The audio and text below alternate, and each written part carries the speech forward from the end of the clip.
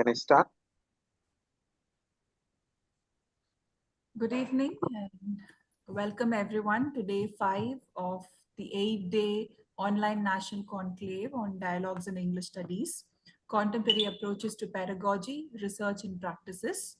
I'm delighted to begin the session and look forward to another day of meaningful conversations, critical reflections and engaged learning. It's my privilege to warmly welcome our presiding speaker for the session, Dr. Logesh Kumar S., Dean of Administration and Student Affairs, VET Institute of Arts and Science, Erode. Dr. Logesh Kumar is widely known for his diligence and his keen eye for detail, qualities that are vital to academic leadership.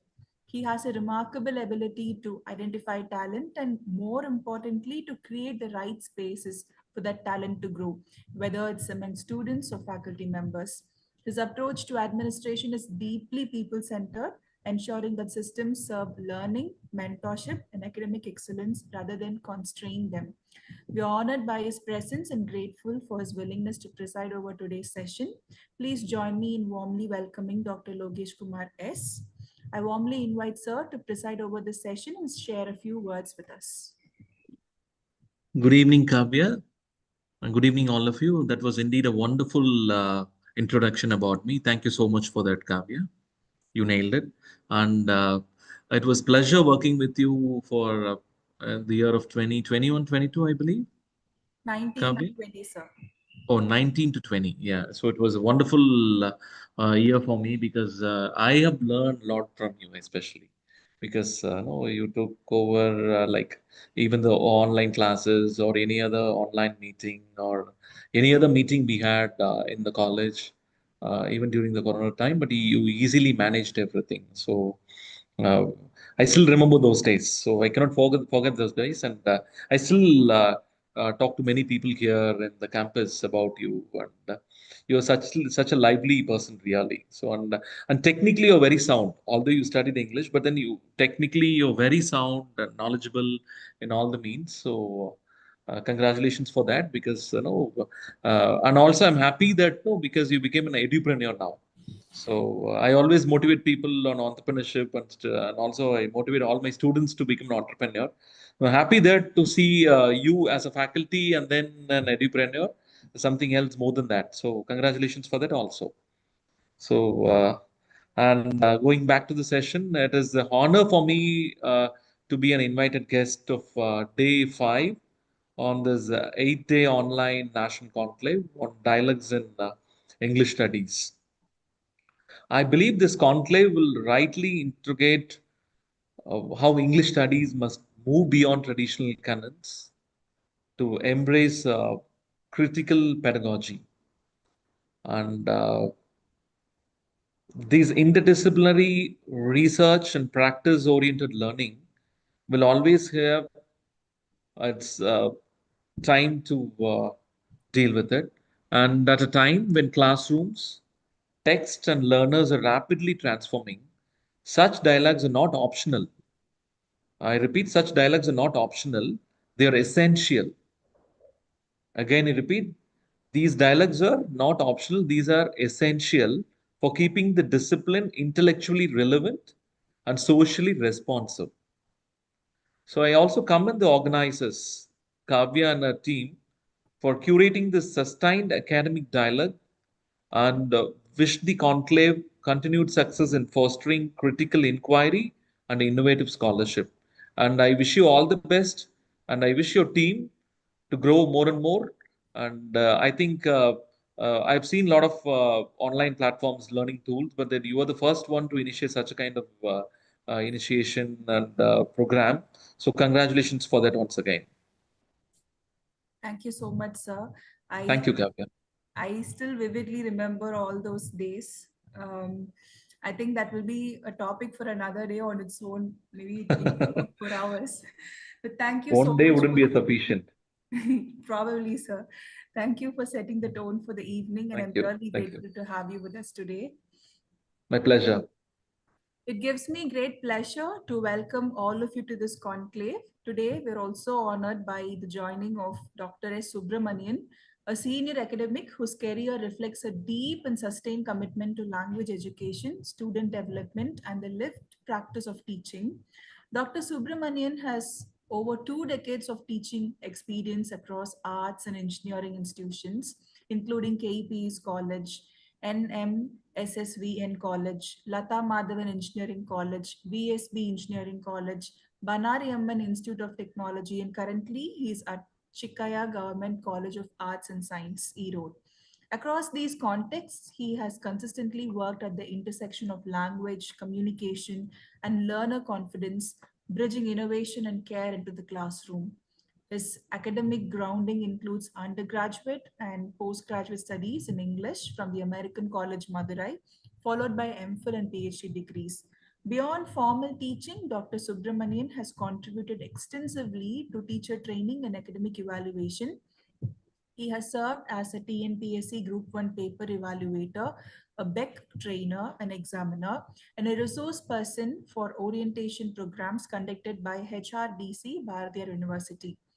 His engagement with professional bodies such as the British Council and Infosys Campus Connect program further reflects his responsiveness to evolving pedagogic landscape.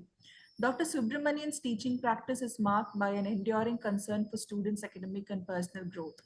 His work is in communicative English, voice modulation, spoken skills, and drama based pedagogy has helped generations of learners find confidence in language use. As a research guide, he has successfully supervised multiple PhD and MPhil scholars, contributing meaningfully to the academic community. In addition to his pedagogic contributions, Dr. Subramanian is an accomplished creative writer. A dramatist and poet, he has published several volumes of poetry, including Read This, Madurai Days, and Curls, with forthcoming work set to be published internationally. His literary voice complements his academic one, offering a rare synthesis of scholarship and creative expression. We're delighted to have Dr. S. Subramanian with us today to share his insights on literature at the Crossroads, a seismic 21st century change in teaching and learning processes.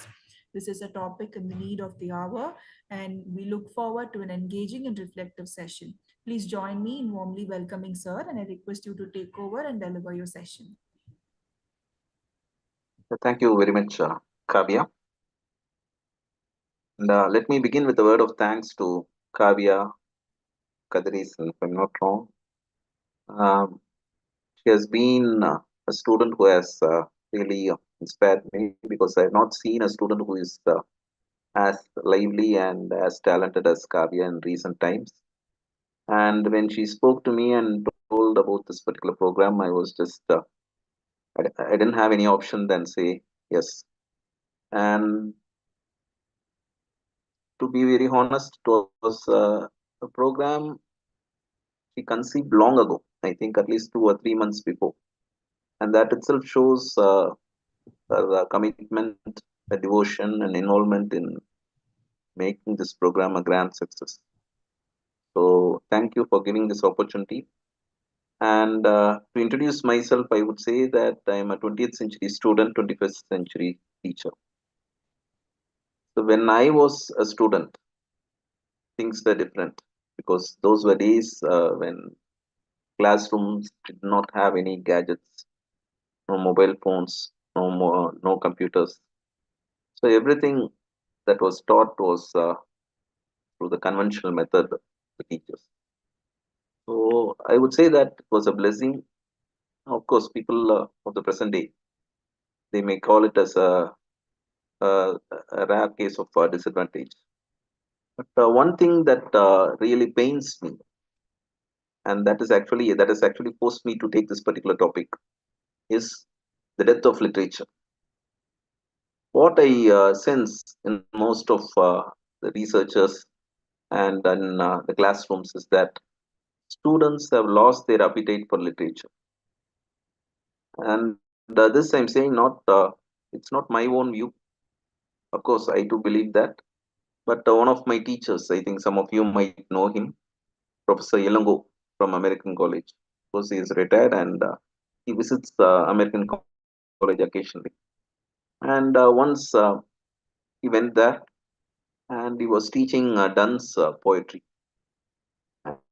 And what he says is today's students, they don't have patience to listen to done, the imagery, and the metaphysical images. So all those things are something that is really a burden for the current day students.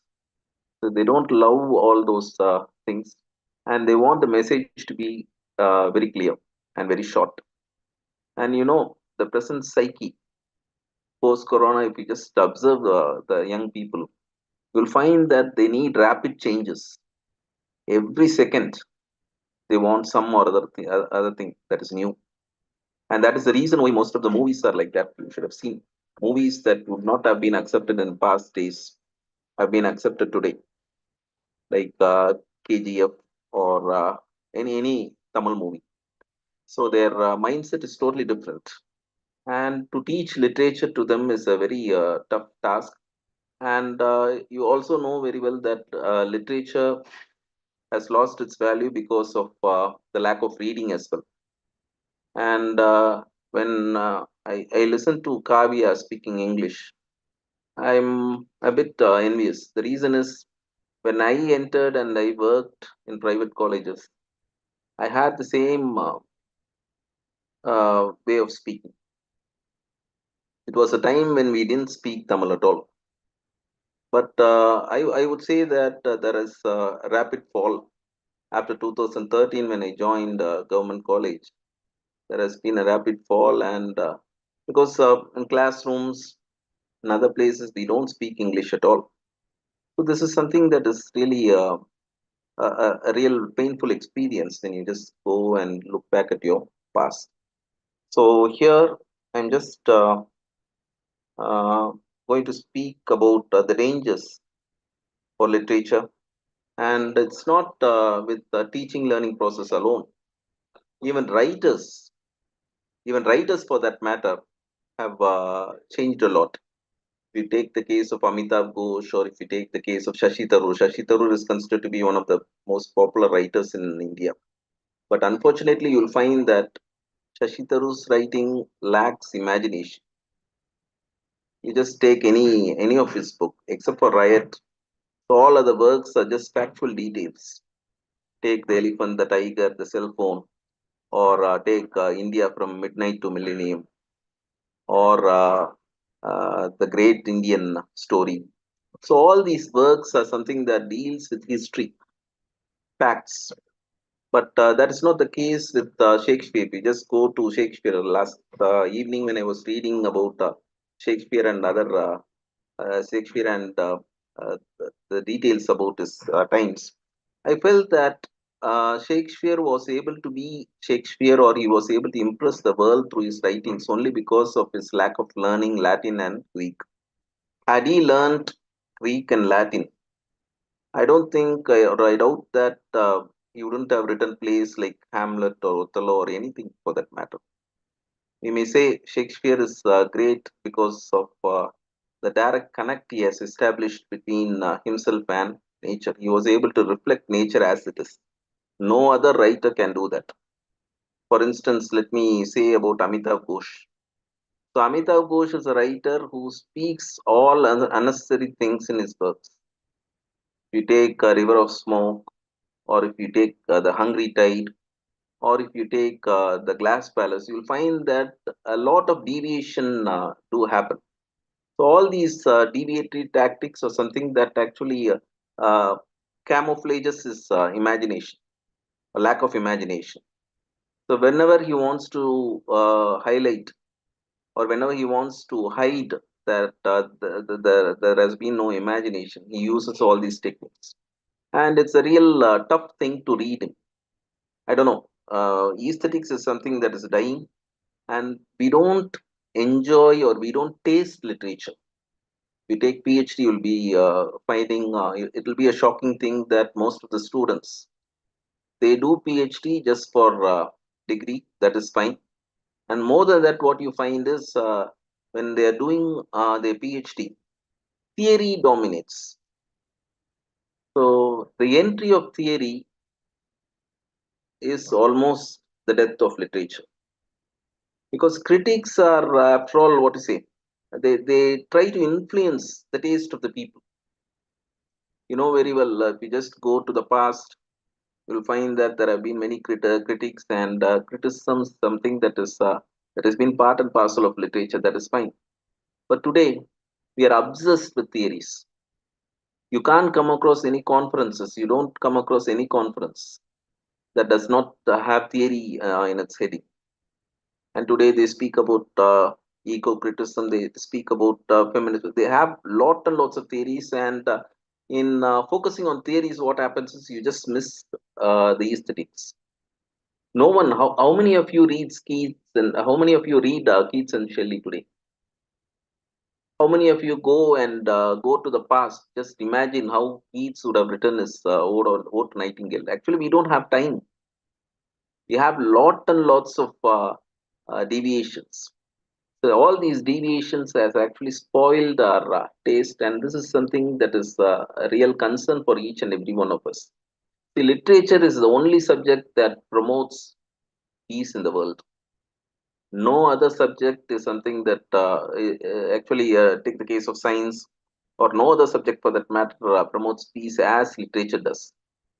If you take science, you can pretty clearly say that engineering, physics, chemistry, all these science subjects promotes war, promotes violence. But wherever literature goes, it promotes peace. You become one. You become one with the people. You become one with that culture. So this is something that is special with literature. And when literature dies, it means the world is going to be at its end. So looking at all the things that have been happening for the past few years, I would say that the world is almost fastly moving towards its end. So taste refinement is something that makes man a man. In other words, those are manifestations of civilization.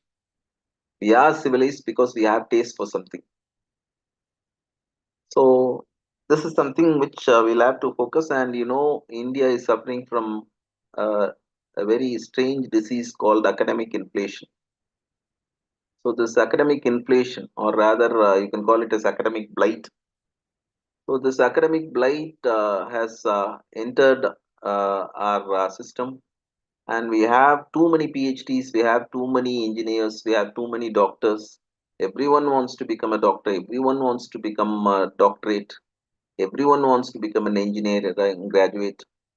So when numbers increase, I'm not trying to dismantle the system. What I'm trying to say is there should be some sort of quality as far as system is concerned. This alone will help. Uh, this alone can help education to develop, and moreover, literature can prosper once these things are set in place. And I would also like to say few things about the present day teaching learning process. Present day teaching learning process is so sad that teachers and students, they depend on notes. Market notes, or rather, it is people today call it as bazaar notes. So these bazaar notes are something that feed the students, and it is something what is it? Bazaar notes are something that helps the students to score marks in the examination. So such is the situation, and teachers also, they've lost interest in teaching. The interest in the sense that there is no passion for literature. When you take BA English literature, or when you go to your MA, you should have some sort of passion for literature. So something or someone has to inspire you. And if you ask me, I would say that I was very much inspired by an IAS officer who visited my college. Actually, most of the English graduates or English teachers today are not ones who were so intelligent in their plus two examinations. So the reason why most of us chose English is because of the low score in their plus two examination, and we actually didn't have any other option than choose English.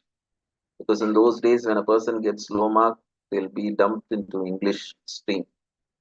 So English became my choice. And when I initially my HOD came and gave me the forms. He gave me the exam forms, and I was reluctant. I told that no, no, sir, I'm going to go for BDS. I was trying for BDS, and of course, it was not a direct method. And with my marks, I was trying for BDS, and I thought, okay, somehow I can enter Annamalai University. And I told I'm not going to write the examination, and he forcibly pressed the examination form to me and made me write the examination. But only in second semester, an accident happened. It was an accident. That's what I'll say. So an IAS officer came, and he was my senior. He was an English postgraduate, and he was the one who inspired me indirectly. So the speech which he gave that night in American college premises was something that inspired me, shook me, and it made me imbibe what my seniors did. So he was telling like he used to spend his summer vacation by reading books. It was not just casual reading. And there was a great professor called Paul Love in American College, and he used to give piles and piles of books to students during holidays, and students have to read, and they'll have to come and they'll have to discuss whatever they've read. So these things were instrumental in making students better. See, literature is something. It's almost a reflection of your life. So all the characters you meet in literature is something that have already been seen in your day-to-day life, or if you have not seen, you will experience sometime in future, because human mind is almost similar. Wherever you go, you find the same narrow-minded set of people, broad-minded set of people, angry people, disturbed people. So all these things are noticed in literature. And so the teachers today have lost interest in reading. And the government is also the policymakers. I wouldn't say the word government. The policymakers have done a lot of blunders. And one blunder is file maintenance. Teachers today are just clerks. There is no there. Why should you learn literature? Why should you teach literature? Why should you read literature? There is no reason why you should do all those things. That's what the government expects. The government asks you just go and maintain files. People, every college, wherever, whichever college you go, they always focus on NAC, NBA, and all stupid things, and they leave the main thing, that is teaching. See, the rot is visible. The degeneration amongst the youth is a reflection of what is happening in the college classrooms and school classrooms. Had the teacher been given the freedom to teach literature, I am speaking literature because that is my subject. I can't speak about other subjects.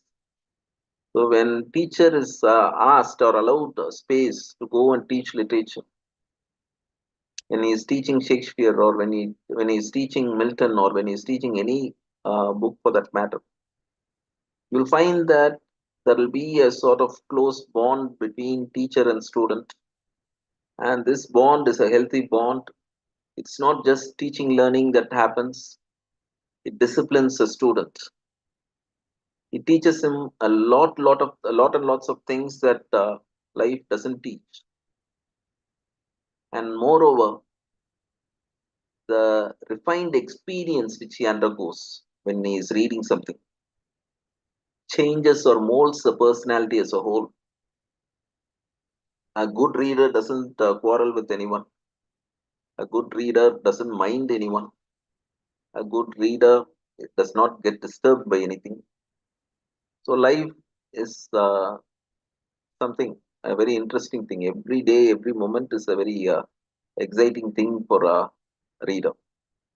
So reading has to be fostered, and we'll have to encourage the students to read literature. When you see something like, for instance, one shocking thing that I have noticed. recent days is um, amongst, I think in Kobe, there was a college that approached me to publish a poem, and they were celebrating something called World Menstrual Day. And I was reluctant, but one ma'am spoke to me and she told, okay, you keep publishing in professor's group, why don't you uh, contribute a poem? I did contribute, and I forgot the whole entire thing. And after a few months, she called me and said that your poem has been published, and she sent the edited volume. And the volume that was sent to me was red in color, as per the title.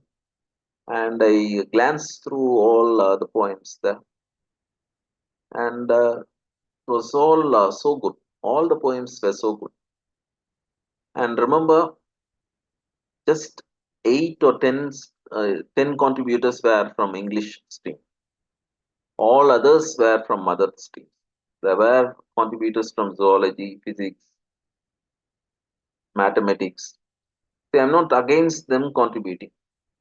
What I am trying to say is, I highly suspect that it is not a possible thing for a zoology person to write poems or anything as good as an English person.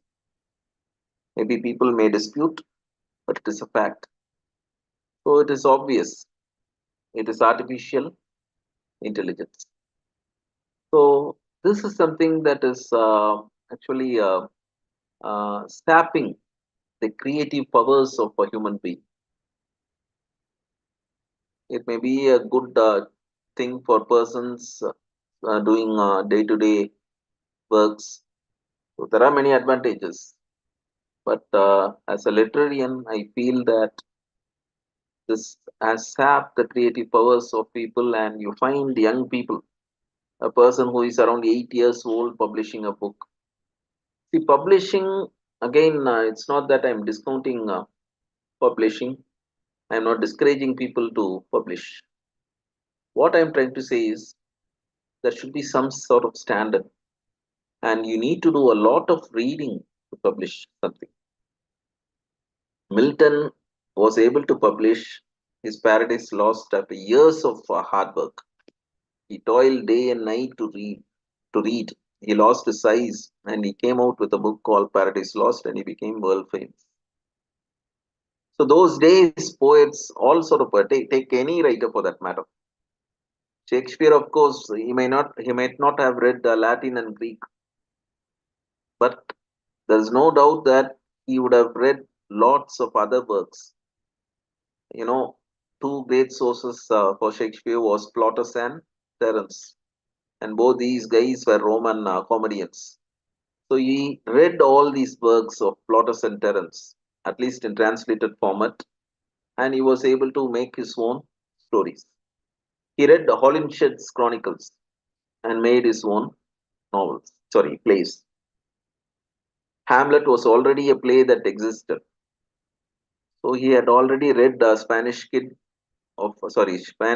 tragedy of Thomas Kyd, and he read Hamlet that was on the rounds, and he altered all those things and he made a new Hamlet. So why I'm saying all these things is because in those days people read a lot of books. They toiled hard to write something, but today it has become very easy, and this is really going to be a danger for literature because literature becomes very cheap. Anything that is available, when there is too much of availability, naturally the value is going to go down. So that is something that you need to note as far as today's trend is concerned. So too many writers have come. Every writer, take the case of Chetan Bhagat. The most irritating writer I have ever come across in my life is Chetan Bhagat. Same stories. If you take half girlfriend, or if you take two states is nothing but Ek Duje Ke Liye. Kamala Hassan and Rati.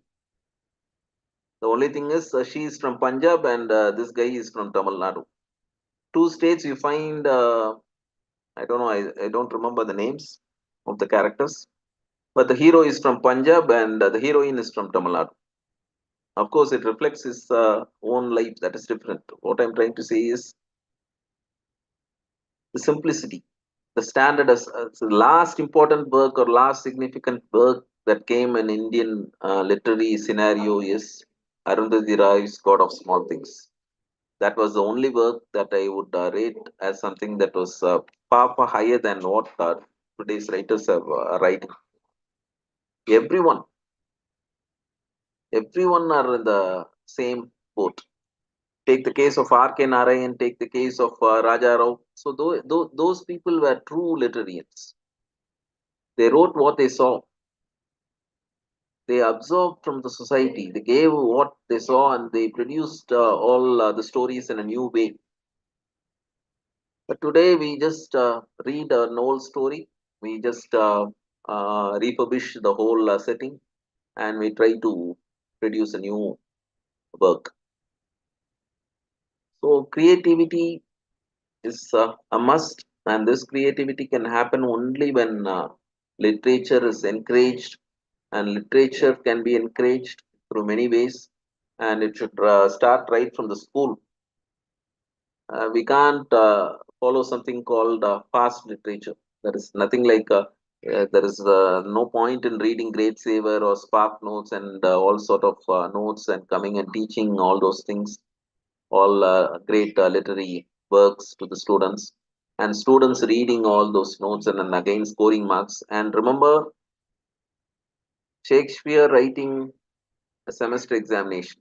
I'm sure that he will fail in semester examination because he himself will not be able to pass without notes. Take Hamlet, take the uh, grave digger scene. A lot of underlying stuff is there. The specialty of Shakespeare is that each one will feel something. Each one will feel something. And remember, it's not possible for a writer to have satisfied generation of students, generation and generation of readers, generation and generation of critics, and for these 3 or 4 centuries. Okay, you find he has been satiating. You find something curious in his writings. And when you just go through the theater and all its makeup, you'll find many new things. Every word which we are speaking has been borrowed from the past. People speak about box office hit. When you go to a theater and a movie is a great hit, people immediately call it as a box office hit. But this box office actually originated in the times of Elizabethan period. So when the audience, or rather I would say I call them as spectators. So these spectators, when they went and sat in the theater, they used to drop coins. They used to drop a shilling or two on a box that was at the entrance. So they used to drop and go, and when the box is full, it was called as box office hit. So this particular expression has come from that. And remember, in those days, Shakespearean plays were all about listening. It's not seeing. Actors do come. They had many disadvantages.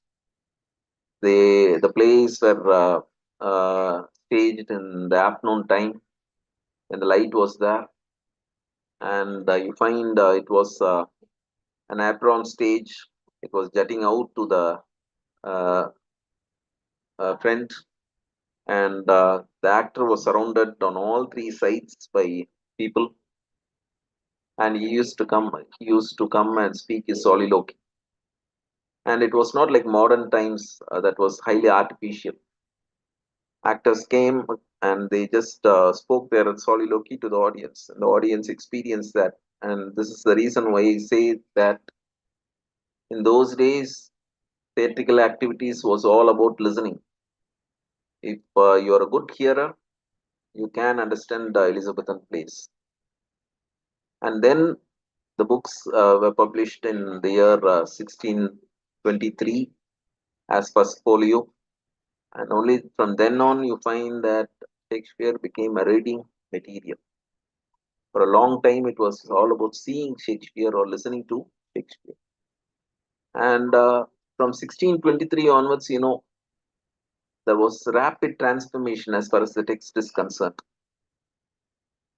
You find the first folio was original, was highly individualistic, and the punctuation was different. And remember one thing, in those days when Shakespearean plays were published in folio, first folio, there was no division like act or scene or something like that. It was a continuous process. When the play took place in the stage, it was like a group of persons will be there, they'll be acting, and they'll be moving again. And again, a set of actors will come, they'll stand, they'll speak, and they'll move. So there was no scene. There was no scene in the sense there was no artificial scenic setting. So there were no scenes. There were no scenes. So actors kept moving. In other words, uh, it was a people-centric place. It was character-centric place and not place-centric place.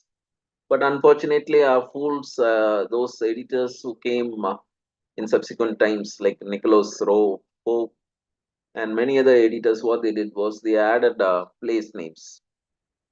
They called it as locale, and they just placed, they just pinpointed the locale, and the play has lost its luster. That's what I would say. So this was how the literature blossomed. This was how literature. See, you'll have to have a feeling when you go to a place like Stratford upon Avon. You have to have that thirst, the hunger, the sort of passion for the place.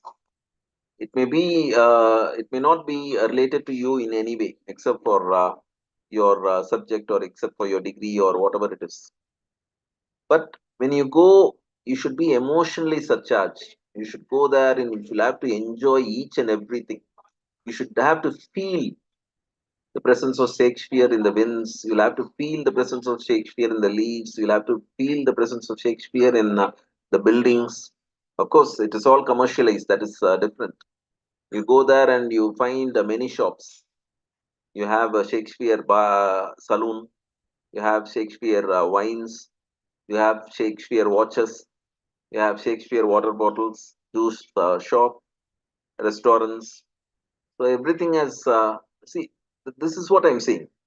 Today's men or today's human beings, we commercialize everything. We commercialize everything, and we want everything to come happen very fast. We don't watch things that are happening around us. The difference between Shakespeare as an individual and those who are reading literature today is that we, we actually read literature that is different, or we read from notes. All those things are there, but we don't feel the events or the happenings that are jotted down in the book. There is no feeling.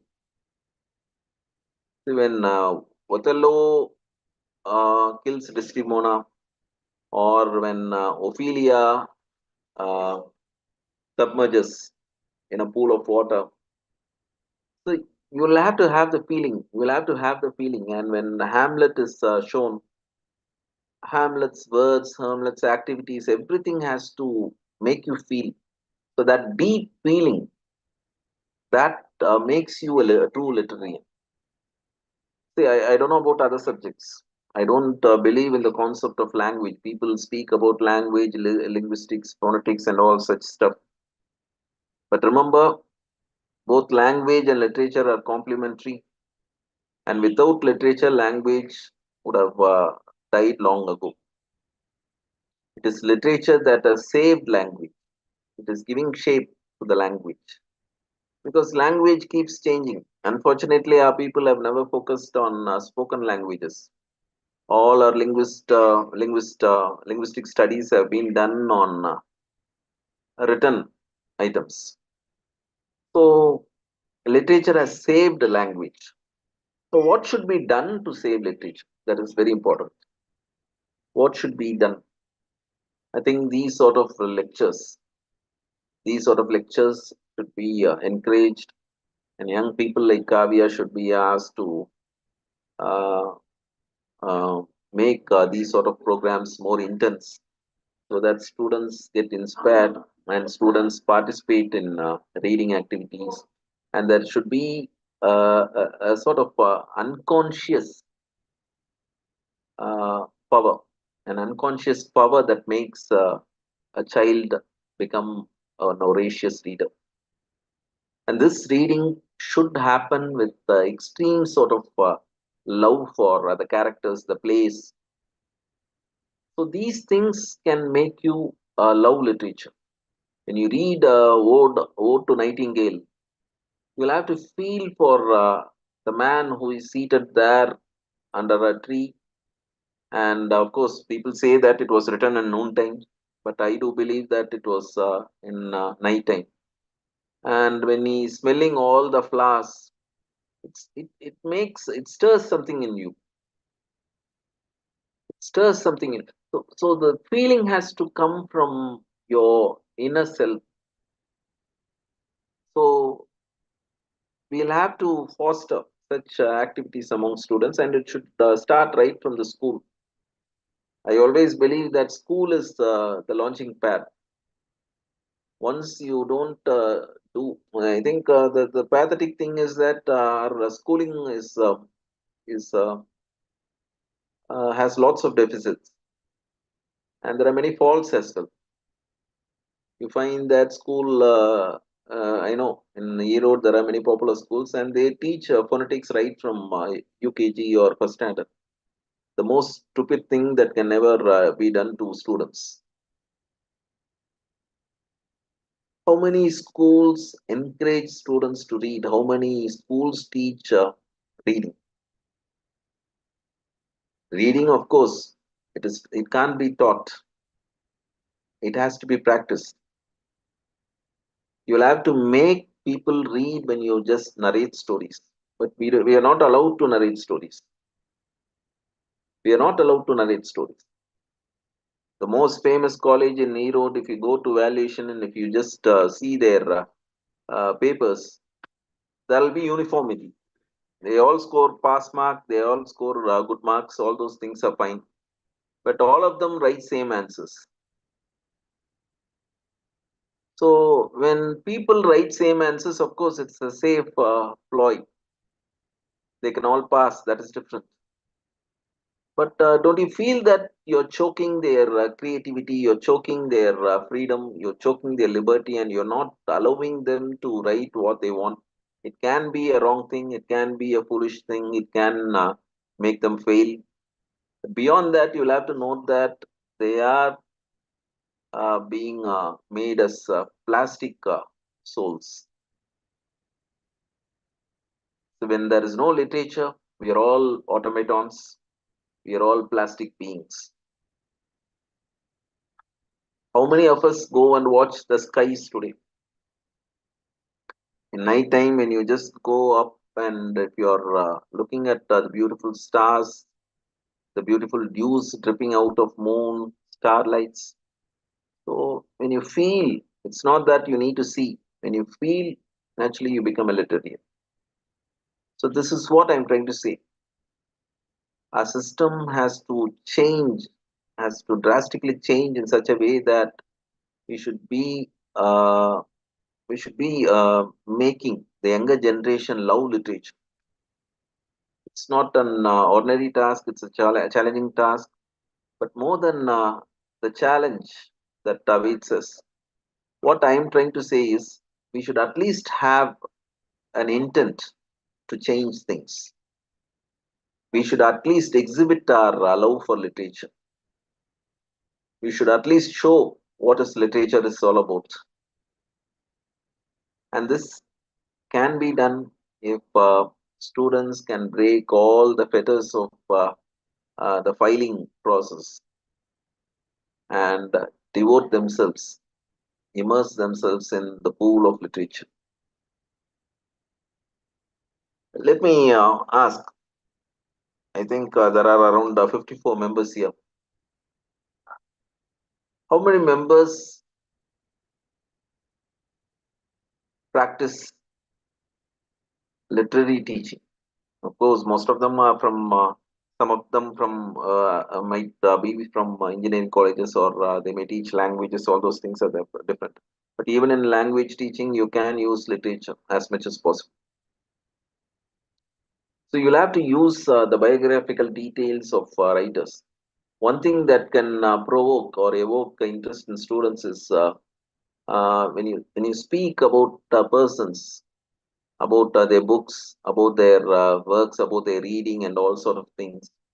When you just picturize, when you just use your words to make them visualize how Dickens or how Hardy read in their days, or how his characters are performing, or how, for example, this Jude the Obscure is one good work.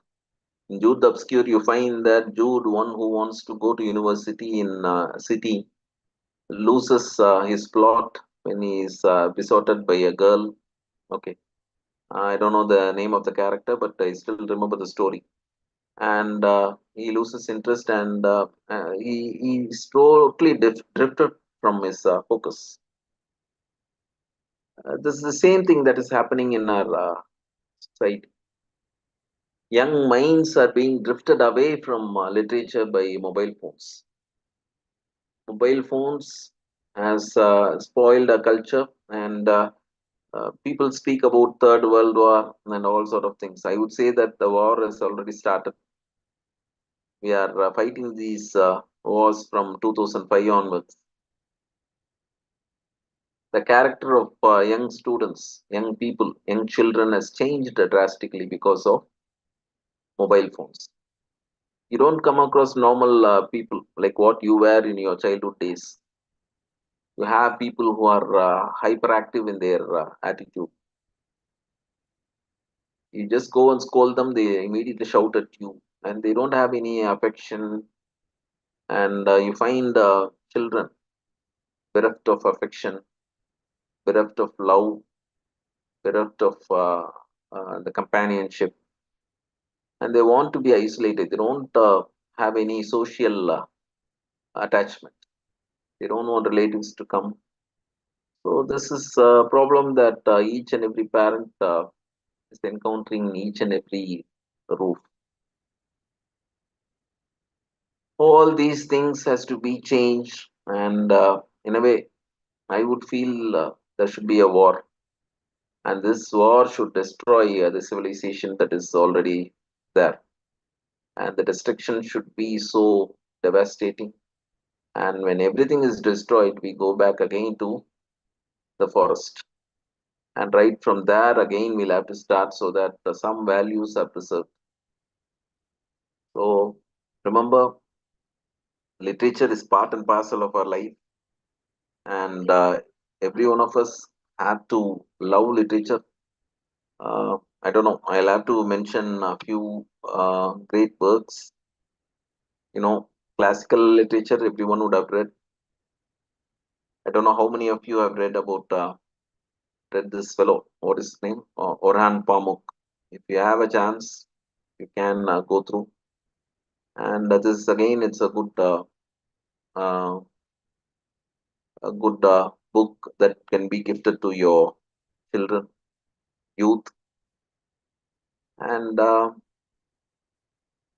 point which I would love to share with you is, a teacher of the present day has to be a teacher in the sense that there should be some sort of distance between student and teachers.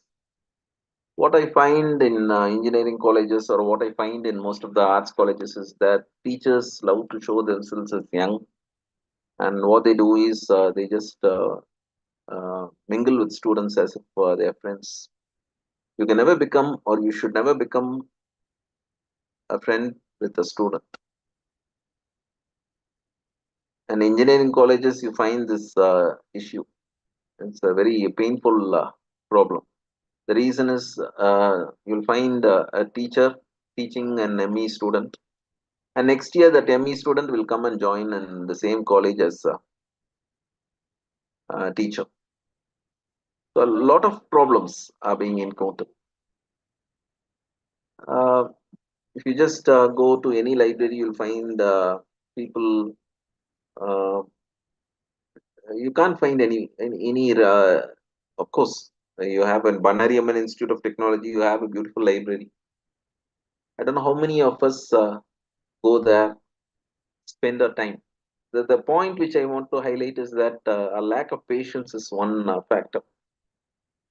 So this patience, lack of patience, actually deprives us of from reading good text, and it's hardly a challenge. It's a challenge. That's what I would say. You hardly find a person who is spending around 3 or 4 hours with books. No, impossible. But it's a very easy thing for us to meddle with our mobile phone using WhatsApp or YouTube, because in mobile phone also you don't find the person watching the same thing for a long time. They keep shifting, and this attitude is what you find amongst. I think it has entered their psyche, so they want to change each and everything.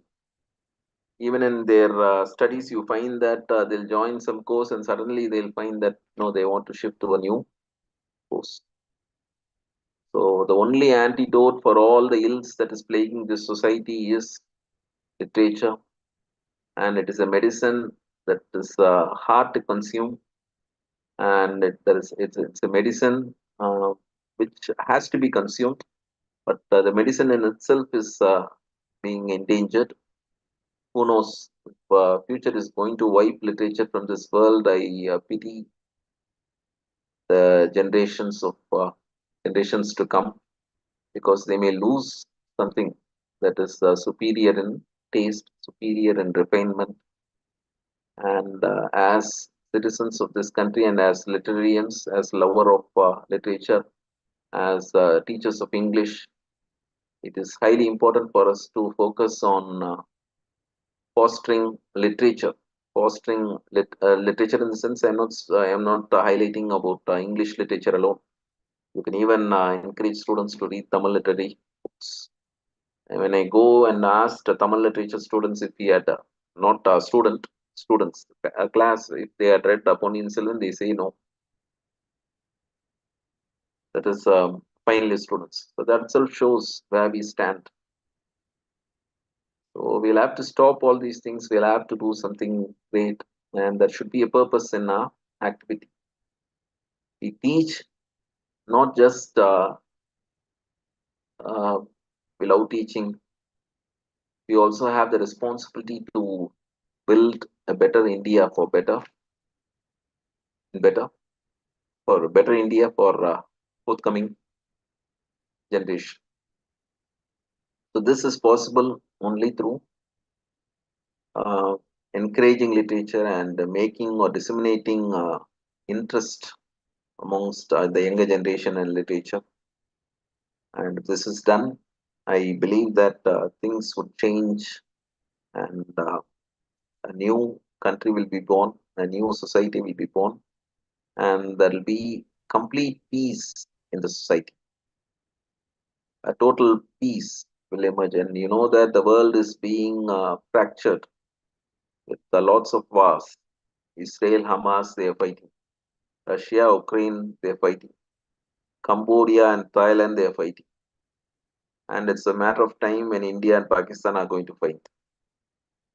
China, they have taken this war, and they are all set to fight Taiwan.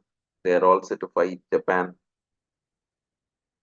And the the crux of the matter is hate, greed, and hate. People want to assert their superiority. People want to grab other person's land. So every borders are made by humans, were made by humans. God never divided anything. Did God divide uh, the day to be uh, compartmentalized into us? No. God made day and night, that's all. It is we who divide. We just make, uh, I think in college, we just have hours or periods because shows the human mentality to divide. We divide everything. So this division has to be stopped. This division has to be stopped, and the teaching learning process has to be a passionate one, and it should involve the minds of young students and teachers. Teachers should be respected. Teachers should be allowed to use their creativity. I think teachers are noble people, and teachers are the best persons in the society. But unfortunately, teachers are not respected. Teachers are not given their due respect. And there are many forces. And the prime force, which I would say, is management. All managements are inimical to teachers. They force, except for few managements. It's not that all managements, but most of the managements. They don't allow them to do what they want to do.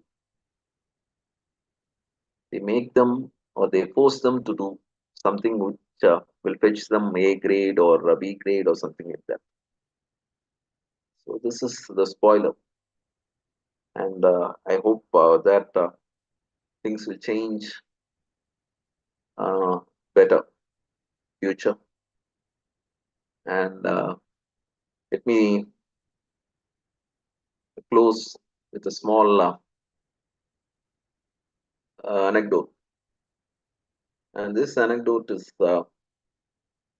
pertains to William Shakespeare, and it's a very interesting thing. And don't search for any hidden meaning in that, but you'll have to enjoy the bit. Shakespeare was a very happy man, and he always enjoyed his life. And one thing which you need to observe in him is his openness. He was considered to be a very open person, and a barrister, one guy, a barrister, has recorded in his note about William Shakespeare's behavior. So this guy, what he did was there was an actor called Richard Burbage. So Richard Burbage was so great an actor, and he had many fans. So one citizen, she was so enamored by Richard Burbage, and she asked him to visit her for a dinner. And she told that when you're coming, you'll have to say Richard 3 and you can come in. And Shakespeare heard this, and he went before Richard Burbage, and he went and had dinner. And that lady probably was an admirer of Shakespeare too. And when Richard came late, he pronounced his name as Richard too, and he sent a servant. And Shakespeare curtly replied that William the Conqueror had come before Richard. Why I'm saying is because you will have to know, see, the sharpness of wit, and it's not wit alone that should be noted here, but Shakespeare's sharpness was such that he was able to outwit his companion. So this competitive spirit should be there, and you should always be very open with your ears and eyes, and you'll have to listen and see everything that is around you. And literature is all about what to say, becoming one with the whole. That's what I would say. When you become one with the whole, you're a true literary. Books, of course, is a medium, but overall, you'll have to feel everything, you'll have to see everything, you'll have to listen to everything. Even a bird's small chirp has to influence you. So I think it's almost 1 hour. So I would like to thank Kavya once again for giving me this opportunity. And it's a great initiative. And I would say that she has taken a genuine effort to spread literature amongst the people, amongst the younger generation. If there are students, I think you'll have to take a cue from what I say, and you'll have to uh, get some sort of interest in reading, and you'll have to change yourself, you'll have to transform yourself. And remember, the best treatment for depression is reading. And reading should be encouraged, reading should be spread amongst the younger generation. So that is what I would like to say. So thank you, thanks a lot, and I would like to thank all the members who are in the stream for patiently listening to me. Thanks a lot, and I'm able to see one of my student PhD candidate, Yasmin Shabir. I don't know if it is same Yasmin. So thank you, all of you. Thanks a lot. Thank you, Kavya. Thank you very much, sir, for that evocative and thought provoking address. Your reflections on literature as lived experience rather than merely academic content have reminded us of a time when reading and listening were acts of aesthetic pleasure and cultural engagement. By tracing literature's journey alongside social change and drawing attention to the present crossroads we find ourselves at, you have invited us to reconsider what we value in literary study today. Your observations on academic inflation, digital reading practices or doom scrolling practices, and the over theorization of texts has given us much to reflect upon as teachers, scholars, learners also. We are very grateful for your time and your insight and the candor with which you have shared your perspectives. We will now open the floor for questions and reflections. Participants, if you have a query or a comment or a question for Sir, please feel free to share it in the comment box and we will post those to him. So while we have the participants write down the questions and share them with us in the chat box, I have noted down a few questions myself, sir. Can I? Sir, you're on mute.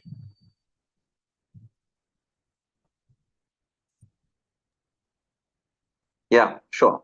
Yes, sir. I would fully agree with you on your views on theories taking off of literature. But these days, a study on a work on its own looks merely like a summary or an objective criticism. Putting in a theory makes it look like you're criticizing a work based on the tenets that someone has written, though it's a reliable model. I find it like learners merely or using it to make comments, but nothing seems to be new as it follows the same model.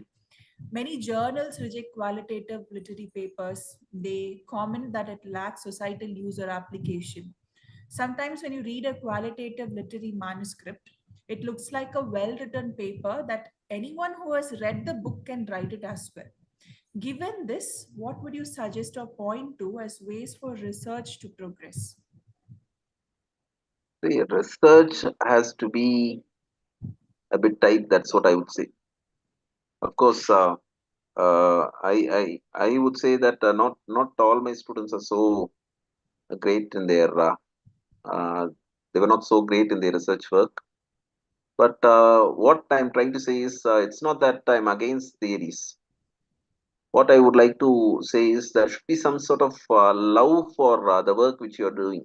For example, like you've taken Amitav Ghosh, uh, it should be out of love for Amitav Ghosh and his works, and that should make you or that should push you into the pool of research.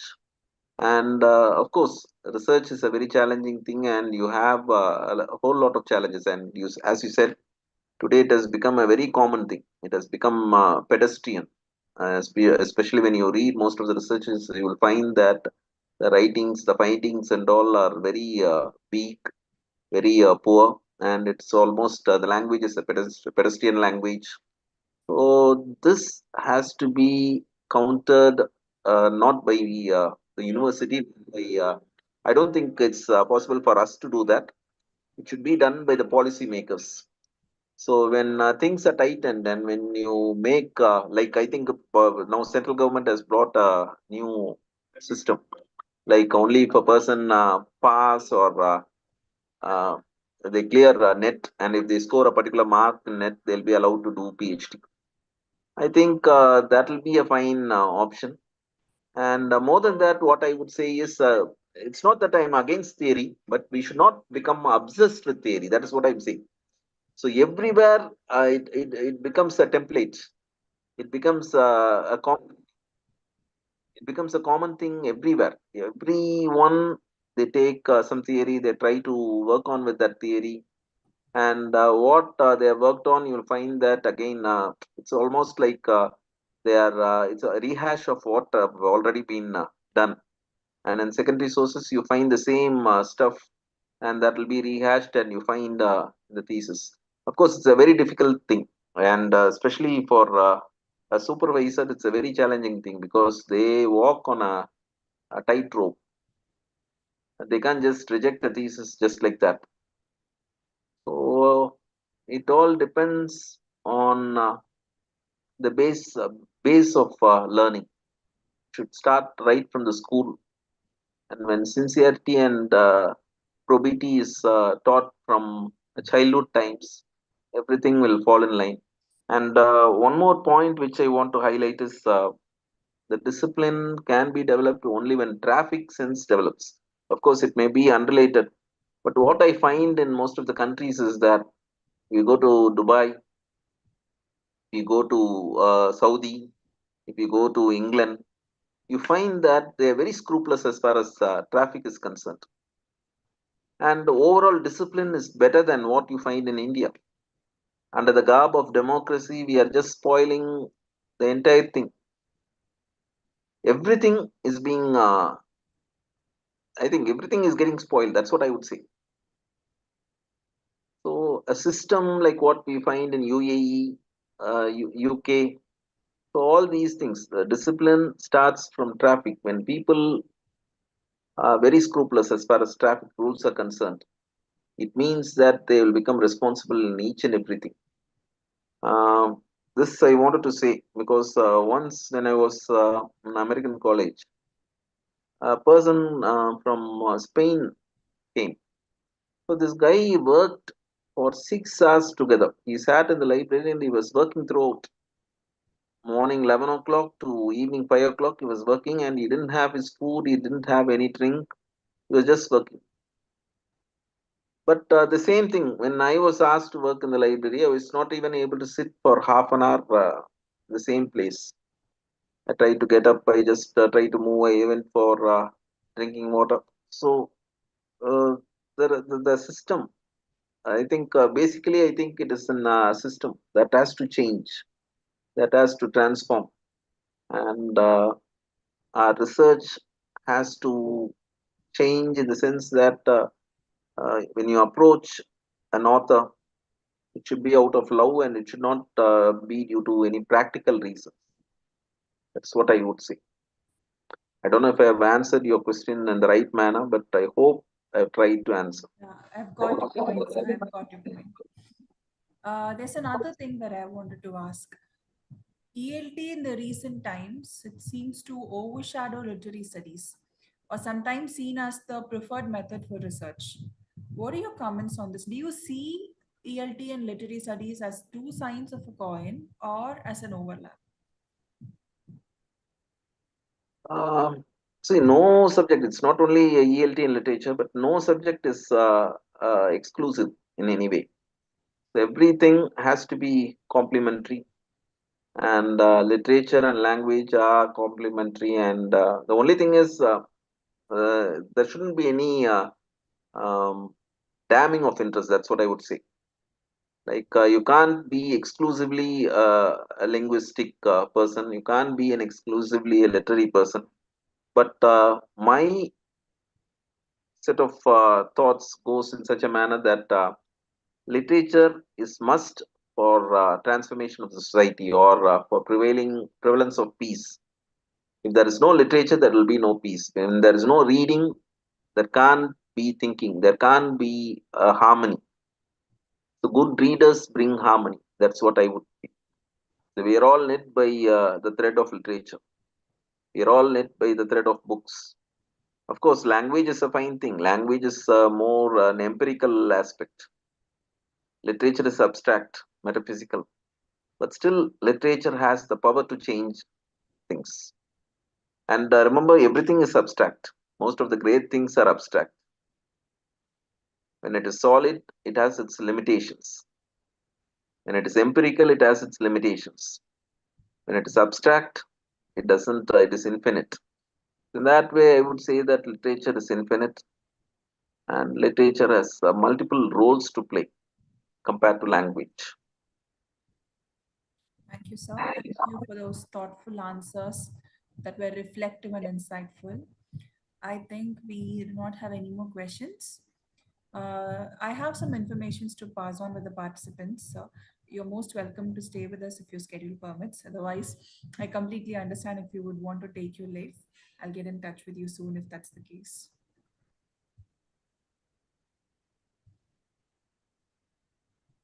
Dear participants, the link to share your feedback will be shared in the chat box as well as the WhatsApp group.